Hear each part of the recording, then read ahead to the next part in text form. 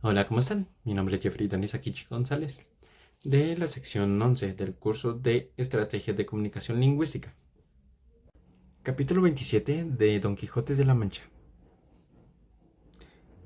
De cómo salieron con su intención el cura y el barbero con otras cosas dignas de que se cuenten en esta gran historia.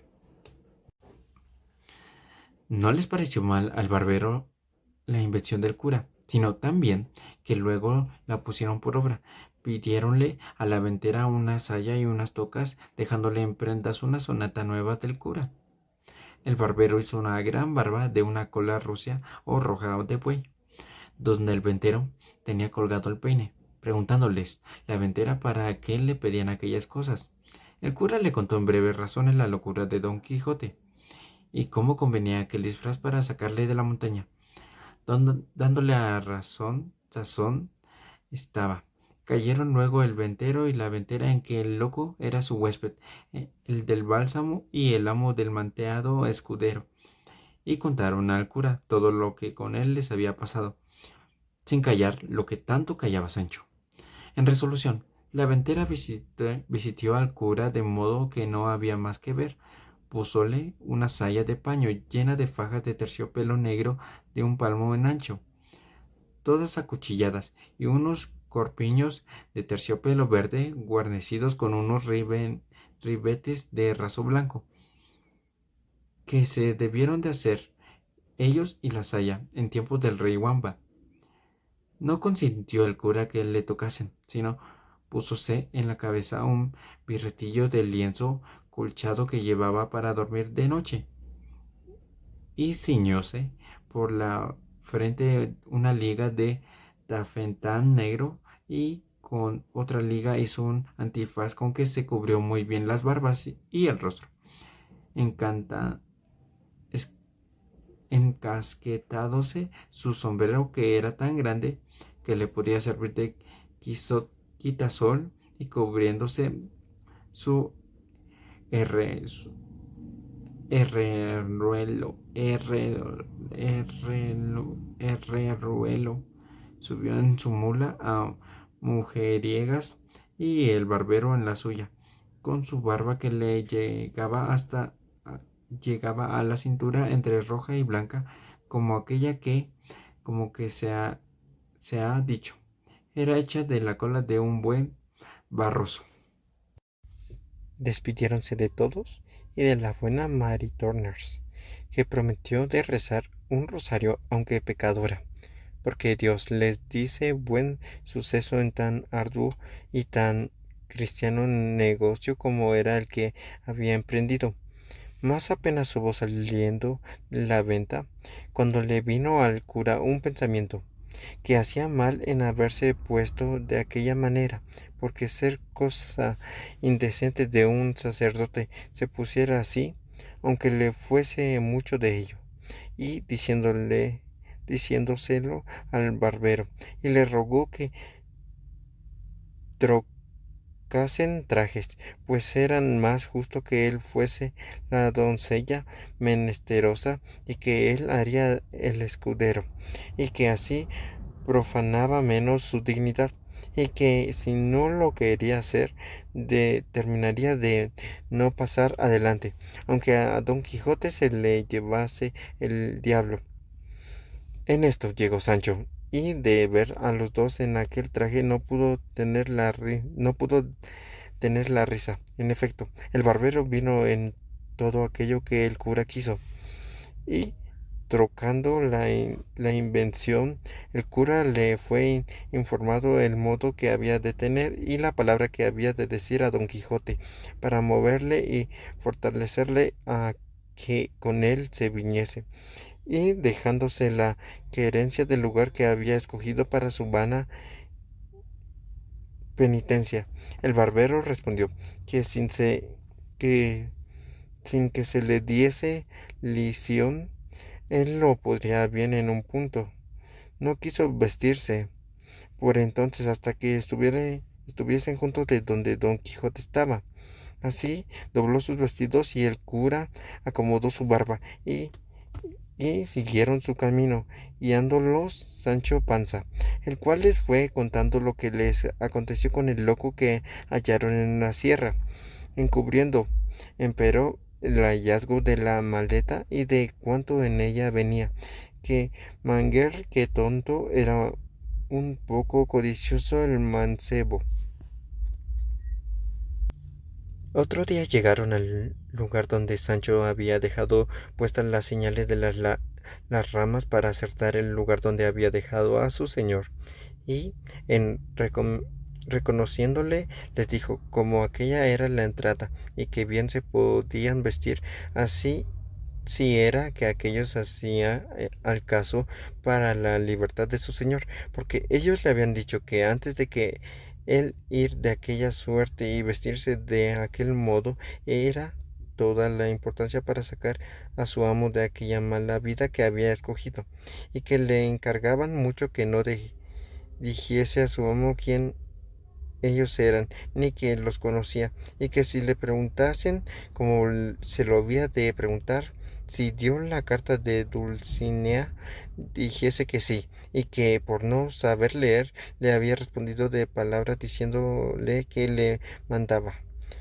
so pena de su desgracia, que luego al momento de viniese a ver con ella, que era cosa que le importaba mucho, porque con eso y con lo que ellos pensaban decirle tenían por cosa cierta reducirle a mejor vida, y hacer con él que luego se pusiese en camino para ir a ser emperador o monarca, que enloquecer arzobispo no había de qué temer.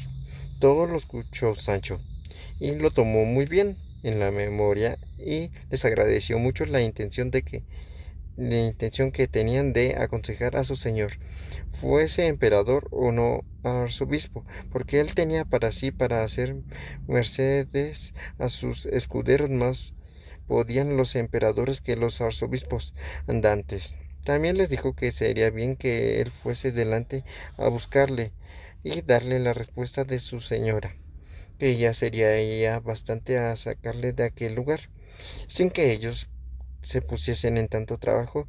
Pa- Parecióles bien que Sancho Panza decía, y así determinar de aguardarles hasta que volviese con nuevas del hallazgo de su amo. Entróse Sancho por aquellas quebradas de la sierra, quejando a los dos en un parte donde corría un pequeño y manso arroyo, a quien hacían sombra agradable y fresca otras peñas y algunos árboles que por allí estaban. El calor y el día que allí llegaron era del mes de agosto, que por aquellas partes suele ser el ardo muy grande, la hora las 3 de la tarde, todo lo cual hacía al sitio más agradable, y que convidase a que en él esperasen la vuelta de Sancho. ¿Cómo lo hicieron?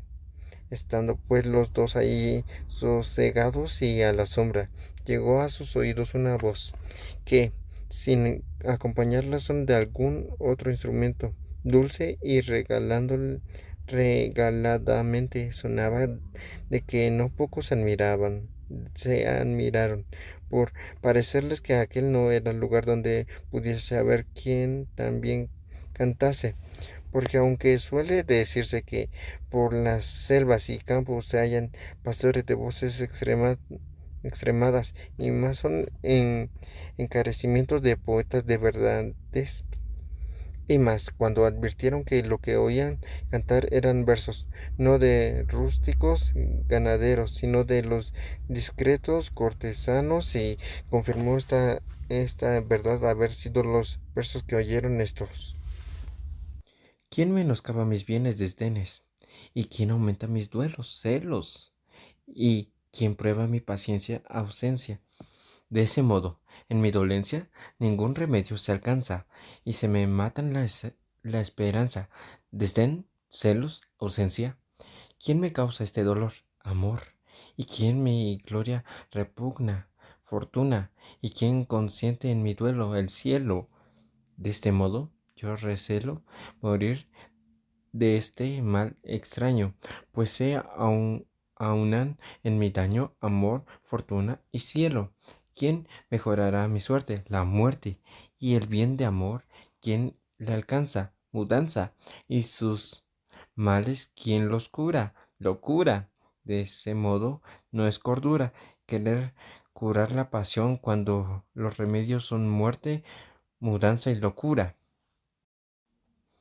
La hora, el tiempo, la soledad, la voz y la destreza del que cantaba causó admiración y contento a los dos oyentes, los cuales estuvieron quedos esperando si otra alguna cosa oían, pero viendo que durante algún tanto el silencio determinaron de salir a buscar el músico que con tan buena voz cantaba, y queriéndole poner en efecto hizo la mesma voz, que no se moviesen, la cual llegó de nuevo a sus oídos cantando este soneto. Soneto, santa amistad, que con ligeras alas, tu apariencia quedándose en el suelo, entre benditas almas en el cielo, subiste alegre a las impíreas salas. Desde allá, cuando quieres, nos señalas la justa paz cubierta con un velo, por quien a veces se trasluce el celo de buenas obras que, a la fin, son malas. Deja el cielo, oh amistad. No permitas que el engaño se vista tu librea, con que destruya la intención sincera, que sin tus apariencias no les quita. Presto ha de verse el mundo en la pelea de la discorde confusión primera. El canto se acabó con un profundo suspiro, y los dos con atención volvieron a esperar si más se cantaba, pero viendo que la música se había vuelto en sollozos y en lastimeros ayes, acordaron de saber quién era el triste tan extramado en la voz con dolorosos gemidos. Y no anduvieron mucho cuando, al volver de una punta de una pestaña, vieron a un hombre del mismo talle y figura que San Pancho Panza les había pintado cuando les contó el cuento de Cardenio, el cual nombre cuando los vio sin sobresaltarse estuvo quedo, con la cabeza inclinada sobre el pecho, a, a guisa de hombre, pensativo sin alzar los ojos a mirarlos más de la vez primera, cuando de improviso llegaron. El cura, que era hombre bien hablado como el que ya tenía noticia de su desgracia, pues por las señales le había conocido, se llegó a él y con breves, aunque muy discretas razones le rogó y persuadió a aquellas tan miserables vidas dejase, porque ahí no la pidiese, que era la desdicha mayor de los desdichas. Estaba Cardenio entonces en su entorno juicio libre de que aquel furioso accidente tan a menudo le sacaba de sí mismo. Y así, viendo a los dos en traje tan no usado de lo que por aquella soledad andaban, no dejó de admirarse algún tanto, y más cuando oyó que le habían hablado en su negocio como en cosa sabia, porque la razón que el cura le dijo así lo dieron a entender, y así respondió de esta manera. Bien veo yo, señores, quienes quiera que seáis, que el cielo que tiene cuidado de socorrer a los buenos y aun a los malos muchas veces, sin yo merecerlo, me envía en estos tantos remotos y apartados lugares del trato común de la gente algunas personas que, poniéndome delante de los ojos con vista y varias razones cuan sin ella aún hacer la vida que hago, han procurado sacarme de esta mejor parte. Pero, ¿cómo no saben que sé yo que en saliendo de este daño he de caer en otro mayor? Quizá me deben de tener por hombre flaco discursos y aun lo que peor sería, por de ningún juicio, y no sería maravilla que así fue, porque a mí se me trasluce que la fuerza de la imaginación de mis desgracias en tan intensa y puede tanto en mi perdición que sin que yo pueda ser parte a estorbarlo, vengo a quedar como piedra falto de todo buen sentido y conocimiento, y vengo a caer en la cuenta de esta verdad cuando algunos me dicen y muestran señales de las cosas que he hecho, en tanto que aquel terrible accidente me señorea y no se me más dolerme en vano y maldecir sin provecho mi ventura y dar por disculpa de mis locuras el decir la causa de ellas a cuando oírlas quieren, porque viendo los cuerdos, lo cual la causa no se maravilla de los efectos si no me dieron remedio, a lo menos no me darán culpa, convirtiéndoles el enojo de mi desvoltura en lástima de mis desgracias. Y si es que vosotros, señores, señores, venís con la misma intención que otros han venido, antes que paséis delante de vuestras discretas persuasiones, os ruego que escuchéis el cuento que no le tienen de mis desventuras, porque quizá, después de entendido, ahorréis el trabajo de tomarse en consolar un mal que de todo consuela es incapaz. Los dos, que no deseaban otra cosa que saber de su misma boca la causa de su daño, le rogaron que se la contase, ofreciéndole de que no hacer otra cosa de la que él quisiese, en su remedio o consuelo, y con esto el triste caballero comenzó su lastimera historia, casi por la misma palabra y pasos que lo habían contado a Don Quijote. Y el caballero y Quijote y al cabrero pocos días atrás, cuando por ocasión del maestro Elisabat y puntualidad de Don Quijote en guardar el decoro a la caballería, se quedó el cuento imperfecto, como la historia lo dejó contado, pero ahora quiso la buena suerte que se detuvo el accidente de la locura, y le dijo lugar de contarlo hasta el final, y así, llegando al paso del billete que había hallado don Fernando entre el libro de Amadís de Gaula, dijo Cardenio que le tenía bien en la memoria, y que decía de esta manera: Lucidna a Cardenio. Cada día descubro en vos valores que me obligan y esfuerzan a que en más os estime, y así, si quiere, si queréis, si queredes sacarme de deuda sin ejecutarme en la honra, lo podréis muy bien hacer, padre. Tengo que os conoce y que me quiere bien, el cual, sin forzar mi voluntad, cumplirá la que será justo que vos tengáis, si es que me estimáis como decís y como yo creo. Por este billete me moví a pedir a Lucinda por esposa, como ya os he contado, y este fue por quien quedó Lucinda en la opinión de don Fernando por una de las más discretas y avisadas mujeres de su tiempo.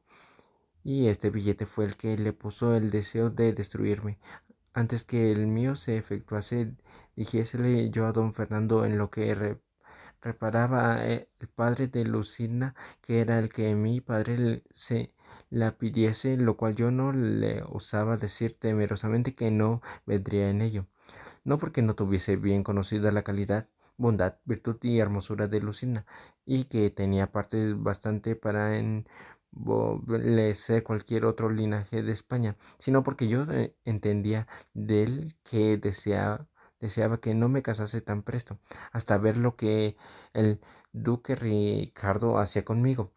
En resolución, le dije que no me aventurara a decírselo a mi padre, así que por aquel inconveniente, como por otros muchos me acordaban, sin saber cuáles eran, sino que me parecía que lo que yo deseaba jamás había de tener efecto. A todo esto me respondió don Fernando, que él se encargaba de hablar a mi padre, y hacer con él el que hablase al de Lucinda. Oh, Mario, ambicioso, oh Catalina cruel, oh Sila fascinoroso, oh Galón embustero, oh Bellido traidor, oh Julián vengativo, oh Judas codicioso, traidor, cruel, vengativo, embustero. Qué deservicios te había hecho triste, que con tanta llaneza te descubrió los secretos y contentos de su corazón. ¿Qué ofensa te hice? ¿Qué palabra te dije? ¿O qué consejos te di? Que no fuesen todos encaminados a acrecentar tu honra y tu provecho. Mas, ¿de qué me quejo? Desventurado de mí, pues cosa cierta que cuando traes las desgracias la corriente de las estrellas, como vienen de alto a bajo, desempeñándose con furor y con violencia, no hay fuerza en la tierra que las detenga, ni industria humana que prevenirlas pueda. ¿Quién puede imaginar de don Fernando Caballero, ilustre, discreto, obligado de mis servicios poderosos para alcanzar lo que él, deseo amoroso, le pidiera donde quiera que le ocupase? Se había de encontrar, ¿cómo suele decir? En tomarse a mí una sola oveja, que aún no poseáis.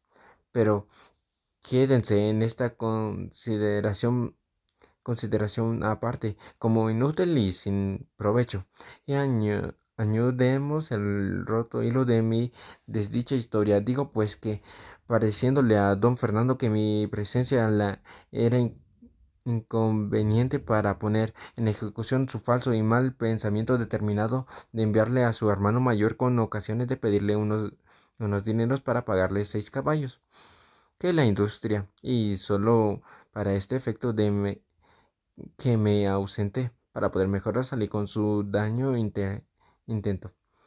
El meso decía que se ofrecía a hablar a mi padre, los compró, y quiso que yo viniese por el dinero. ¿Puede yo provenir esta traición? ¿Puede por ventura caer imaginarla? No, por cierto. Antes con grandioso gusto me ofrecía a partir luego. Contento de la buena compra hecha, aquella noche hablé con Lucinda y le dije que con don Fernando quedaba concertado y que estuviese firme esperanza de tendrían efecto nuestros buenos y justos deseos. Ella me dijo tan segura como yo de la traición de don Fernando, que procurase volver presto, porque creía que no tardaría más la conclusión de nuestras voluntades que tardase mi padre de hablar al suyo. No sé qué se, no sé qué se fue, que en acabo de decirme esto se le llenaron los ojos de lágrimas y un nudo se le atravesó en la garganta, que no le dejaba hablar para de otras muchas que se pareció procurar decirme quede admirado de nuevo accidente. Hasta ahí jamás en ella visto por sí, porque siempre nos hablamos, las veces que la buena fortuna y mi diligencia lo y concedía con todo regocijo y contento, sin mezclar nuestras pláticas lágrimas, suspiró, celos, sospechos, temores. Todo era en agradecer yo mi ventura por habérmela dado el cielo por Señor. Exagera su belleza admirable de su valor y entendimiento. Volvía ella el recambio, alabando en mí lo que, como enamorada, le parecía digno de alabanza. Con esto nos contábamos cientos mil niñerías y acaecimientos de nuestros vecinos y conocidos, a los que más extendía mi desenvoltura era a tomarle casi por fuerza una de sus bellas y blancas manos y llegarla a mi boca según daba lugar la estrecha de una baja reja que nos dividía. Pero la noche que precedió al triste día de mi partida ella lloró, gimió y suspiró y se fue y me dejó confusión y sobresaltó espanto de haber visto tan nueva y tan triste muestra de dolor y sentimiento Lucinda, pero no destruimos mis esperanzas, todo lo atribuía a la fuerza del amor que me tenía ella, al dolor que suele causar la ausencia en los que bien se quieren. En fin, yo partí triste y pensativo, llena el alma de imaginaciones y sospechas, sin saber lo que sospechaba ni imaginaba. Claro, indicios que me mostraban el triste suceso y desventura que me estaba guardando. Llegué al lugar donde era enviado. Di las cartas al hermano de don Fernando. Fui bien recibido, pero no bien despachado, porque me mandó a guardar, bien a mi disgusto, 8 días y en parte donde el duque, su padre, no me viese, porque su hermano le escribía que le enviase cierto dinero sin su sabiduría. Y todo fue vencido del falso don Fernando, pues no le faltaban a su hermano dineros para despacharse luego, ordenar y mandato. Fue este que me puso en condición de no obedecerle. Por parecerme imposible sustentar tantos días la vida en la ausencia de Lucinda, y más habiéndola dejado con la tristeza que os he contado. Pero con todo esto obedecí como buen criado, aunque veía que había de ser a costa de mi salud. Pero pero a los 4 días que allí llegué, llegó un hombre en mi busca con una carta que me dio que el sobrescrito conocía ser de Lucina, porque la letra de él era suya. Abríla temeroso y con sobresalto, creyendo que cosa grande debía de ser la que había movido a escribir estando ausente, pues presente pocas veces la hacía, pregun- preguntándole al hombre antes de leerla, quién se la había dado y el tiempo que había tardado en el camino.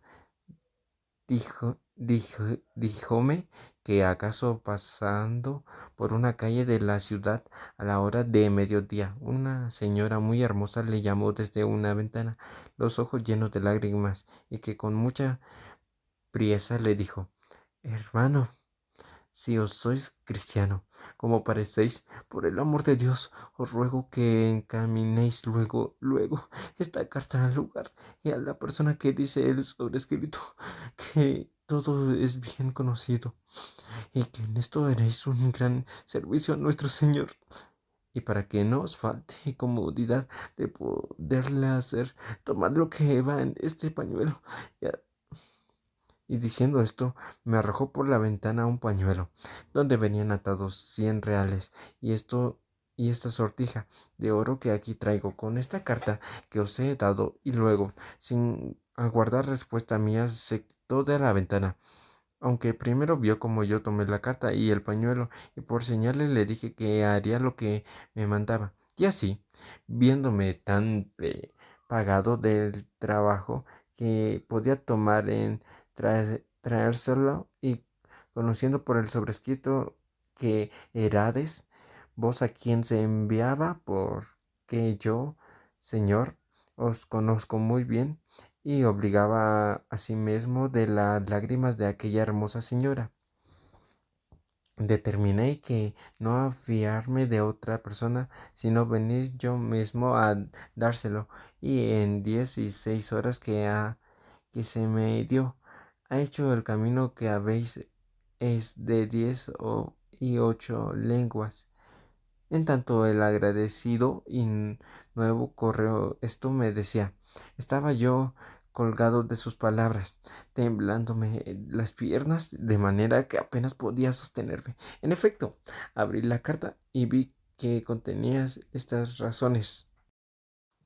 La palabra que don Fernando os dio de hablar a vuestro padre para que hablase al mío, la ha cumplido, más en su gusto que en vuestro provecho.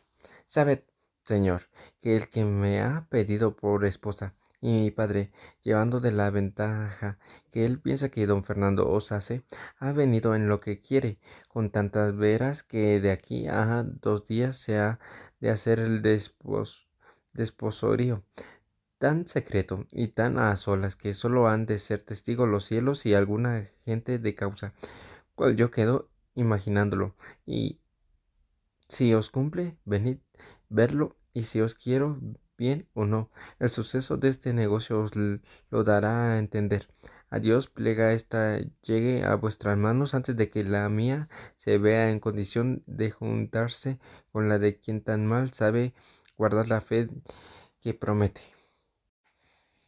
Estas, en suma, fueron las razones que la carta contenían y las que me hicieron poner luego en camino, sin esperar otra respuesta ni otros dineros, que bien claro conocía entonces que no la compra de los caballos, sino la de su gusto. Había movido a don Fernando a enviarme a su hermano.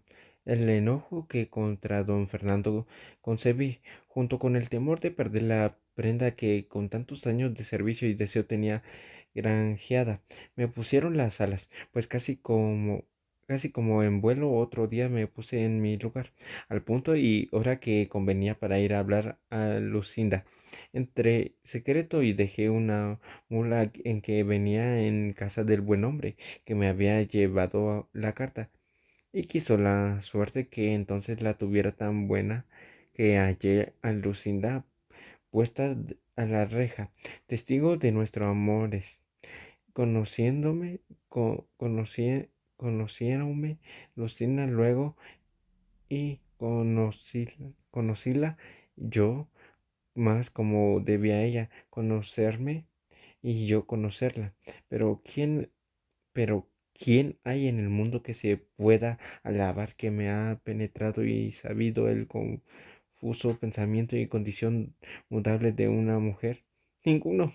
Por cierto, digo, pues que así como Lucinda me vio, me dijo: Cardenio, de boda estoy vestida, ya que me están aguardando en la sala don Fernando el traidor y mi padre el codicioso, con otros testigos, que antes lo serán de mi muerte, de mi desporío. No, no te turbes, amigo, sino procura hallarte presente a este sacrificio, el cual si no pudiese ser estorbado de mis razones, una daga llevo escondida que podrá estorbar más determinadas fuerzas, dando fin a mi vida y principio a que conozcas la voluntad que he tenido y tengo.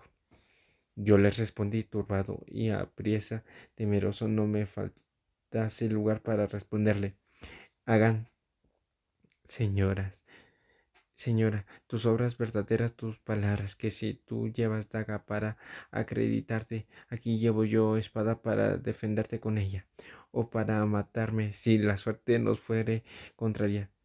No creo que pudo oír todas estas razones, porque sentí que la llamaban a priesa, porque el desposado aguardaba. Cer- Cerróse con esta la noche de mi tristeza, púsoseme el sol de mi alegría, quedé sin luz en los ojos y sin discurso en el entendimiento.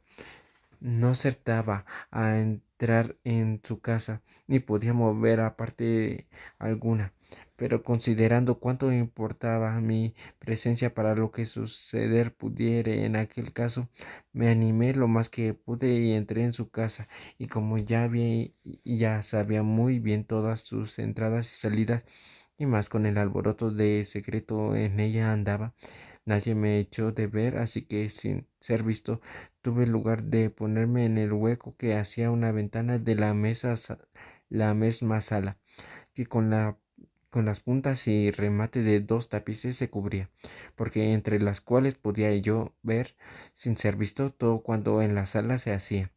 ¿Quién pudiera decir ahora los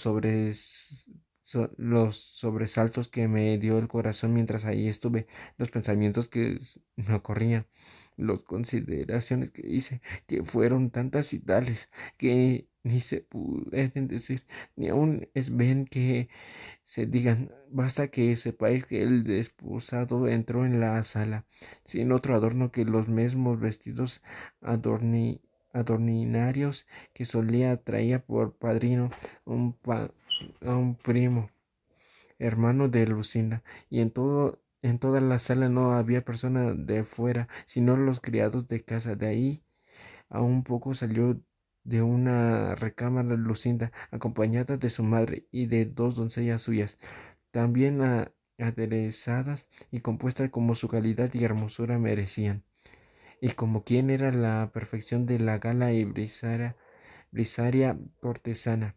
No me dio lugar ni propensión y arrobamiento para que mirase y notase en particular lo que traía vestido. Solo pude advertir a los colores que eran encarnado y blanco, y en las vislumbres que las piedras y joyas del tocado y de todo el vestido hacían, a todo lo cual se aventajaba la belleza singular de sus hermosos y rubios cabellos, tales que, en competencia de las preciosas piedras y de las luces de cuatro anchas que en la sala estaban, la suya con más resplandor a los ojos ofrecían. Oh memoria, enemiga mortal de mi descanso, ¿de qué sirve representarme ahora la incomparable belleza de aquella adorada enemiga mía? ¿No será mejor, cruel memoria, que me acuerdes y respetes lo que entonces hizo para que, movido de tan manifiesto agravio, procure ya que no la venganza, a lo menos perder la vida? No os canséis, señores, de oír estas diligencias que hago. No es que mi pena de aquellas que pudieran ni deban contarse sucintamente y de paso, pues cada circunstancia suya me parece a mí que es digna de un largo discurso. A esto le respondió el cura, que no solo no se cansaba de oírle, sino que les daba mucho gusto las menudencias que contaba, por ser tales que merecían no parecerse en silencio, y la misma atención que lo principal del cuento. Digo pues, prosiguió Cardenio, que estado todos en la sala, entró el cura de la parroquia y, tomando a los dos por mano para hacer lo que en tal acto se requiere, al decir: queréis, señora Lucinda, al señor don Fernando, que está presente, por vuestro legítimo esposo, como lo manda la Santa Madre Iglesia. Yo saqué toda la cabeza y cuello de entre los tapices, y con atentísimos oídos y alma turbada me puse a escuchar lo que Lucinda respondía, esperando que su respuesta la sentencia de mi muerte o la confirmación de mi vida. Oh, ¿quién se atreverá a salir entonces diciendo a voces: ah, Lucinda, Lucinda, mira lo que haces, considera lo que me debes, mira lo que eres mía y que no puedes ser de otro? Advierte el decir tú sí, el acabárseme la vida ha de ser todo un punto. Ah, traidor don Fernando, robador de mi gloria, muerte de mi vida, ¿qué quieres? ¿Qué pretendes? Considera que no puedes cristianamente llegar al fin de tus deseos, porque Lucinda es mi esposa y yo soy su marido. Ah, loco de mí, ahora que estoy ausente y lejos del peligro, digo que me había de hacer lo que no hice. Ahora que dejé robar mi cara prenda, maldigo al robador, de quien pudiera vengarme, y si tuviera corazón para ello, como le tengo para quejarme, en fin. Pues fuiste entonces cobarde y necio. No es mucho que muera ahora corrido, arrepentido y loco. Estaba esperando al cura la respuesta de Lucinda, que se detuvo un buen espacio en darla, y cuando yo pensé que sacaba la daga para acreditarse, o destaba la lengua para decir alguna verdad o desengaño que en mi provecho redundase, oigo que dijo con voz desmayada y flaca: sí quiero. Y lo mismo dijo don Fernando, y dándole el anillo, quedando en disoluble nudo ligados, llegó el desapodo a abrazar a su esposa, y ella, poniéndose la mano sobre el corazón, y cayó desmayada en los brazos de su madre. Resta ahora decir cuál quedé yo, viendo en el sí que había oído burladas mi esperanza falsa a las palabras y promesas de Lucinda. Imposibilitado de cobrar en algún tiempo el bien que en aquel instante había perdido, quedé falto de consejo, desamparado, a mi parecer, del todo, de todo el cielo, hecho enemigo de la tierra que me sustentaba, negándome el aire aliento para mis suspiros y el agua humor para mis ojos. Solo el fuego se acrecentó de manera que todo ardía de rabia y celos. Alboran, alborotan, alborotáronse todos con el desmayo de Lucinda y desabrochándole su madre el pecho para que le diese el aire, se descubrió en él un papel cerrado de don Fernando. Tomó luego y se le puso a leer a la luz de una de las hachas, y acabando de leer se sentó en una silla y se puso la mano en la mejilla con muestras de un hombre muy pensativo, sin acudir a los remedios que a su esposa se hacían para el desmayo volviese. Yo, viendo alborotado toda la gente de casa, me aventuré a salir, ora fuese visto o no, con determinación que sí me viesen, de hacer un desatino tal que todo el mundo viniera a entender la justa indignación de mi pecho en el castigo del falso don Fernando, y aun en el mudable de la desmaya traidora. Pero mi suerte que para mayores males sí es posible que lo haya. Me debe de tener guardado ordenado que en aquel punto me sobrase el entendimiento después de acá me ha faltado. Y si sin querer tomar venganza de mi mayor enemigo, que por estar tan sin pensamiento mío fuera fácil tomarla, quise tomarla de mi mano y ejecutar en mí la pena que ellos merecían, y aun quizá con más rigor del que con ellos se usara, si entonces les diera muerte, pues la que recibe repentina presto acaba la pena, mas la que se dilata con tormenta siempre mata, sin acabar la vida. En fin, yo salí de aquella casa y vine a la que aquel donde había dejado la mula. Hice que me la ensillase y sin despedirme de él subí en ella y salí de la ciudad sin osar como otro Lot volver el rostro a mi Yara. Y cuando me vi en el campo solo y que la oscuridad de la noche me encubriera y su silencio convi- convidaba a quejarme sin respeto o miedo de ser escuchado ni conocido. Solté la voz y desaté la lengua en tantas maldiciones de Lucina y de don Fernando, como si con ellas satisfaciera el agresivo que me habían hecho.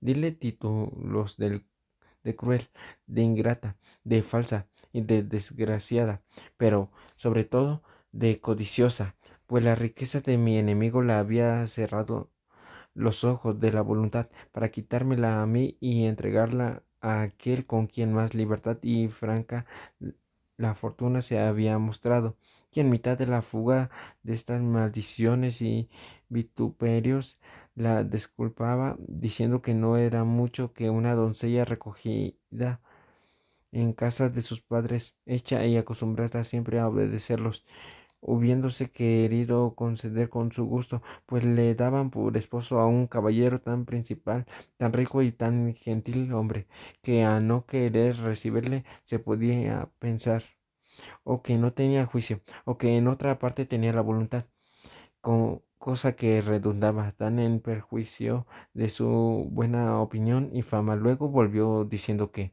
puesto que ella dijera que yo era su esposo, vieran ellos que no había hecho en escogerme tan mala elección, que no la disculparan, pues antes de ofrecérseles don Fernando, no pudieran ellos mismos acertar a desear, si con razón midiesen su deseo, otro mejor que yo para esposo de su hija, y que bien pudiera ella, antes de ponerse en el trace forzoso y último de dar la mano, decir que ya yo le había dado la mía, que yo viniera y concediera con todo cuanto ella acertara a fingir en este caso.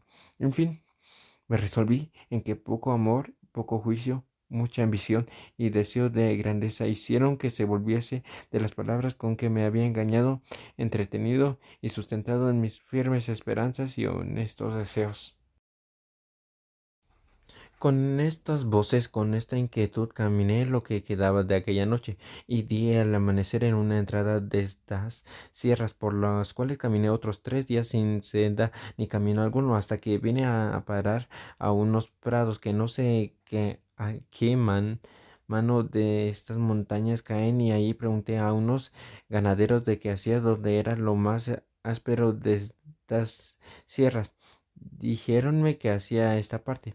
Luego me encaminé a ella, y con intención de acabar aquí la vida, y en entrando por estas esperanzas del cansancio y del hambre, se cayó mi mula muerta, o lo que yo más creo, por desechar de mí tan inútil carga como en mí llevaba.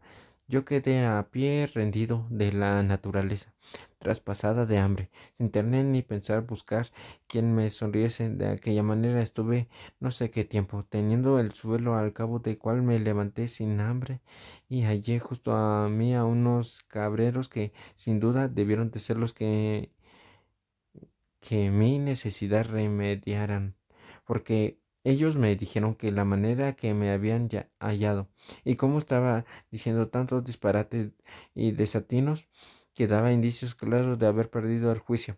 Y yo he sentido en mí después de acá que no todos veces le tengo cabal, sino tan desmedrado y flaco que hago mil locuras, rasgándome los vestidos, dando voces por estas soledades, maldiciendo mi ventura y reprimiendo en vano el nombre de amada de mi enemiga, sin tener otro discurso ni intento entonces que procurar acabar la vida voceando.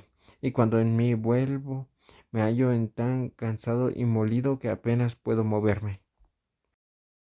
Mi más común habitación es en el hueco de un alcornoque, capaz de cubrir este miserable cuerpo. Los vaqueros y cabreros que andan por estas montañas movidos de caridad me sustentan, poniéndome manjar por los caminos y por las peñas por donde entienden que acaso podré pasar y hallarlo.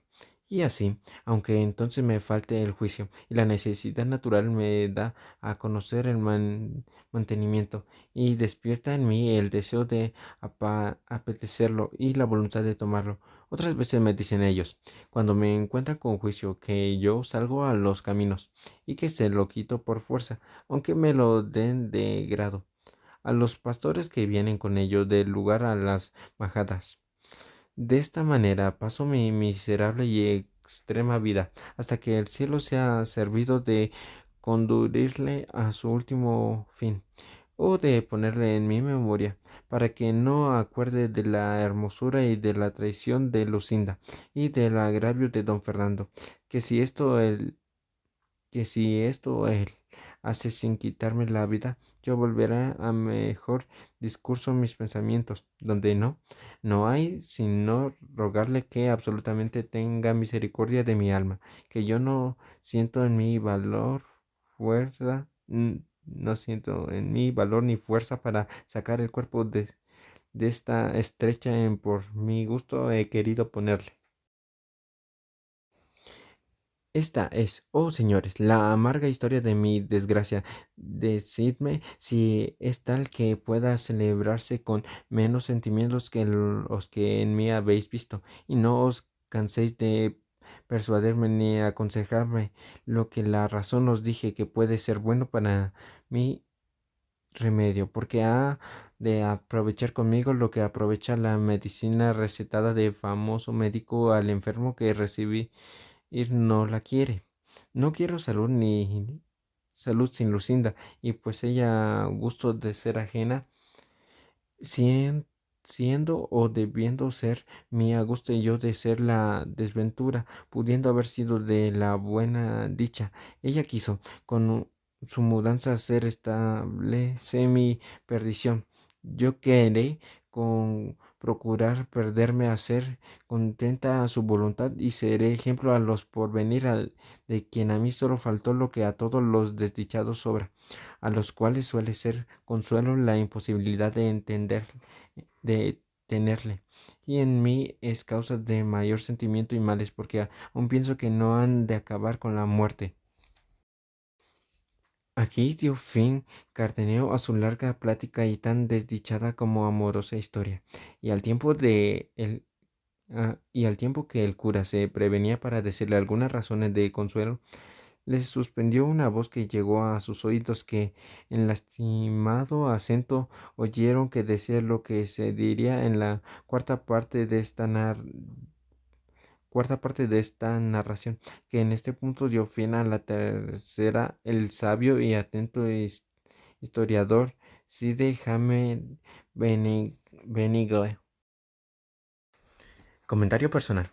El capítulo 27 de Don Quijote de la Mancha es un capítulo muy interesante, donde al principio nos muestra la partida de los otros dos personajes, que va siendo el barbero junto con el conde, en el cual se encuentran con un extraño en una sierra. De estos, escuchando su maravillosa y trágica historia, en la cual es un desamor del cual ya no quiere saber nada más, ya que ha perdido al amor de su vida y ha sido traicionado en su corazón. Está demasiado lastimado para poder entender y comprender y sanar, ya no queriendo nada en esta vida y queriéndose quitar esta. Pero él mencionando que no, esto no podrá pasar, ya que no podrá descansar, porque ni aun muerto siente que podrá descansar en paz. Palabra novedosa número 1. Pidiéronle. Esta viene del verbo pedir, que también tiene otros sinónimos, es decir, una persona a otra que le dé o haga una cosa. Solicitar limosna o poner precio por una mercadería. Desear una cosa, hablar a un hombre a los padres o a parientes de su novia para exponerle sus deseos de casarse con ella. Palabra novedosa número 2. Sotana. Prenda de vestir usada por los sacerdotes católicos, que consiste en un vestido negro recto largo hasta los tobillos, de manera larga y en ocasiones abotonada por delante de arriba abajo, y que se lleva encima de la ropa ordinaria, o coloquialmente se le llama sacerdote cura. Algunas palabras similares puede ser loba. Ventero o ventera. Persona que es propietaria o propietario o está al frente de una venta, que también puede ser, entre los sinónimos se encuentran posadero y mesonero.